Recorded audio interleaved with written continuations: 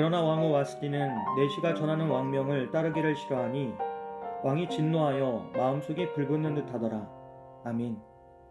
에스더서는 거대한 제국 페르시아의 찬란한 영광 한가운데서도 인간 권력의 불안정성과 내면의 교만이 얼마나 쉽게 드러나는지를 보여주는 이야기로 시작됩니다. 첫 구절은 아하수에로 왕이 인도에서부터 구스까지 이르는 127개 지방을 다스리는 왕이라고 말하며 당시 세계 최강대국의 스케일을 단번에 드러냅니다. 이 거대한 제국을 다스리는 왕의 힘과 위엄, 그리고 그가 가진 부와 권세는 누구도 쉽게 도전할 수 없는 절대적인 것처럼 보였습니다. 그리고 이런 맥락에서 아하수에로 왕이 베푼 180일의 큰 잔치는 단순히 즐기기 위한 축제가 아니었습니다. 그것은 왕으로서의 통치력을 과시하고 각 지방의 귀족들과 관리들에게 자신의 위세를 확인시키려는 정치적인 행위였습니다. 당시 고대 제국에서 왕의 잔치는 곧 국가의 힘을 보여주는 상징이었고, 왕은 이 자리에서 제국의 영광을 마음껏 드러내며 자신이 얼마나 강력한 통치자인지 보여주고 싶었던 것입니다. 하지만 이 화려함은 오래가지 못했습니다. 성경은 순이 아하수에로 왕의 마음을 기쁘게 하자 그는 왕후 와스디를 사람들 앞에 불러 그녀의 아름다움을 자랑하려 했다고 기록합니다. 이는 단순한 부부 사이의 문제가 아니라 왕의 명령을 통해 자신의 체면을 높이고자 한 일종의 왕권 연출이었습니다. 그러나 예상치 못한 일이 일어났습니다. 와스디는 그 명령을 거절하였습니다.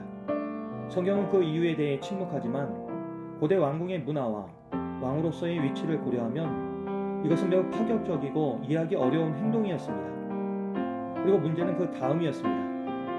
아하수에로 왕은 진노하였고 마음이 불붙는 듯 했다고 성경은 말합니다.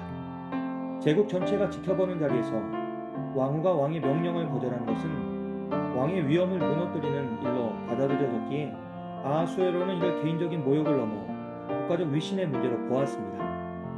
그리고 당시 왕후는 단지 왕의 배우자가 아니라 왕의 권위와 체면을 상징하는 존재였습니다. 그런 왕후가 공개적인 자리에서 왕의 명령을 거절했을 때 아하수에로의 권위는 순식간에 흔들렸습니다. 겉으로는 강력한 제국의 통치자로 보였지만 그 마음 깊은 곳은 의외로 불안하고 취약했습니다. 오늘 말씀은 우리에게 중요한 질문을 던집니다. 겉으로 보이는 화려함과 성공, 그리고 세상이 말하는 영향력이 과연 우리의 삶을 든든하게 지탱할 수 있는가라는 점입니다. 아하수에로의 잔치는 180일이나 이어졌지만 왕의 마음은 단 한 사건으로 무너졌습니다. 아무리 지위가 높고 외적 권세가 크더라도 마음이 교만하거나 관계가 깨어져 있으면 삶은 쉽게 흔들릴 수밖에 없습니다. 성경은 우리에게 외적인 영광이나 체면이 아닌 하나님 앞에서의 진실한 중심과 올바른 마음가짐을 돌아보게 합니다. 그리고 동시에 오늘 본문은 와스디의 거절이라는 예상치 못한 사건을 통해 중요한 진리를 보여줍니다. 하나님은 인간의 선택과 혼란스러운 사건 속에서도 조용히 그러나 분명하게 일하신다는 사실입니다. 앞으로 계속 읽어보겠지만 에스더서에는 놀랍게도 하나님의 이름이 단 한 번도 등장하지 않습니다. 그러나 이야기를 따라가다 보면 인간의 결정과 우연처럼 보이는 사건 사이사이에 흐르고 있는 하나님의 섭리를 발견하게 됩니다. 와스디의 거절은 제국의 질서의 균열을 만드는 사건처럼 보였지만 바로 그 틈을 통해 하나님은 에스더라는 한 여인을 왕비의 자리로 준비하셨습니다. 그리고 그 에스더를 통해 이스라엘은 멸망의 위기에서 구원받게 됩니다. 인간의 눈에는 혼란처럼 보이고 때로는 실수나 실패처럼 보이지만 그 모든 뒤편에는 보이지 않는 하나님의 손길이 역사하고 있었습니다. 우리의 삶도 다르지 않습니다. 우리는 계획한 대로 일이 잘 풀리지 않을 때가 있습니다. 때로는 예상치 못한 갈등이 생기고 관계가 막히고 불안한 상황이 찾아오기도 합니다. 그럴 때 우리는 종종 길을 잃은 것처럼 느끼고 막막함 속에 하나님이 침묵하시는 것처럼 느낍니다.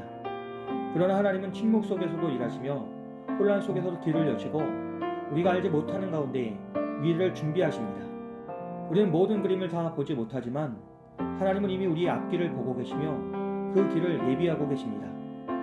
그래서 때로는 우리의 실패도 실수도 상처도 결국 하나님의 인도하심 아래에서 새로운 길을 여는 도구가 될 때가 있습니다. 하나님의 백성은 보이는 결과가 아니라 보이지 않는 하나님의 섭리를 바라보고 살아가는 사람들입니다. 화려한 성공보다 하나님이 주시는 신실함을 붙들며 세상의 권세보다 하나님의 주권을 믿고 걸어가는 사람들입니다. 그래서 불안한 시대일수록 우리는 더 깊이 하나님의 주권을 신뢰하는 믿음이 필요합니다. 우리의 삶의 모든 순간, 때로는 성공과 실패, 평안과 불안, 기쁨과 눈물 속에서도 하나님은 여전히 일하고 계십니다.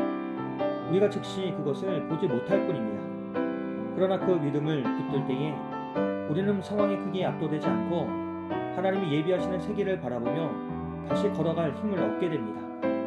오늘도 하나님께서 우리의 삶 속에서 역사하실 것입니다.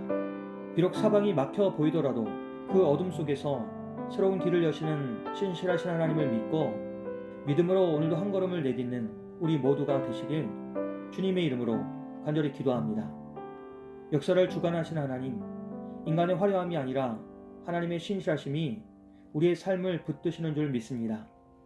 오늘도 보이지 않는 자리에서 일하시는 하나님의 선하신 손길을 의지하며 믿음으로 주님을 바라보고 나아갈 수 있도록 성령님 인도하여 주시옵소서.